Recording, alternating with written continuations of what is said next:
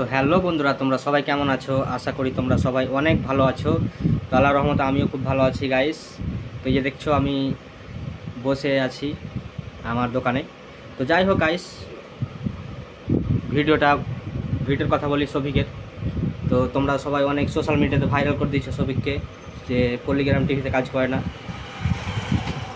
তো তোমরা কি বলবো আমি, তোমরা অ্যাকচুয়ালি মানে এগুলা রঙাতে লেকিন রটাতে বেশি পারো। তো যাই হোক গাইস, ভিডিওটা সবের প্রথমে এই ফকচদের ভিডিওটা দেখেছো তোমরা, দিয়ে আমি তোমাদের কিছু বলছি। কেন শফিক কিন্তু পল্লীগ্রাম টিভিতে আর ভিডিও বানাচ্ছে না, তো কী কারণে বানাচ্ছে না? তো পল্লীগ্রাম টিভিতে অনার নজরুল দা কি শফিককে বের করে দিয়েছে না শফিক নিজে ইচ্ছায় বার হয়েছে? তো এটু যেটা আজকে বলতে পেরেছি।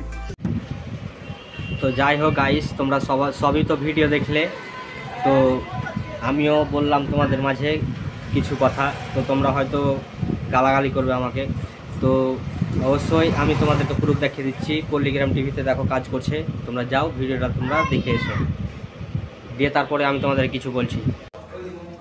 এত পরিমাণে দুজনের খিদে পেয়েছে, মানে 2 প্লেট হলো খাওয়া।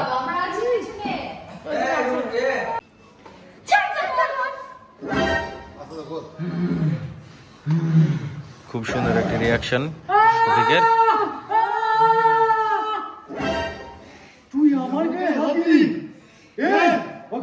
তোমরা ভিডিওটা দেখে কি বুঝতে পারলে গাইস, একটু কমেন্টে আমাকে জানিয়ে যাওয়া।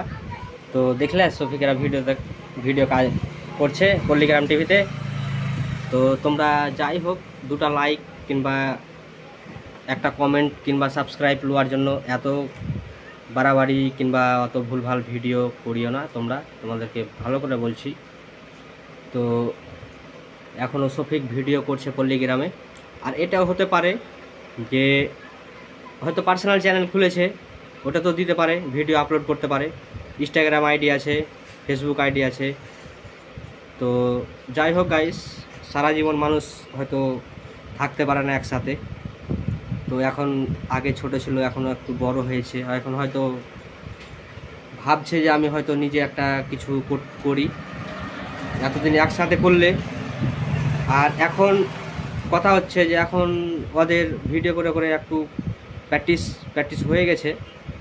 তো এখন যদি একাই ভিডিও করে তো সমস্যা হবে না, তার কারণে হতে পারে যে হয়তো চলে যাবে, কিন্তু না, পল্লীগ্রাম টিভিতেও কাজ করবে, হয়তো পার্সোনাল হয়তো ভিডিও ছাড়বে নিজস্ব চ্যানেলে।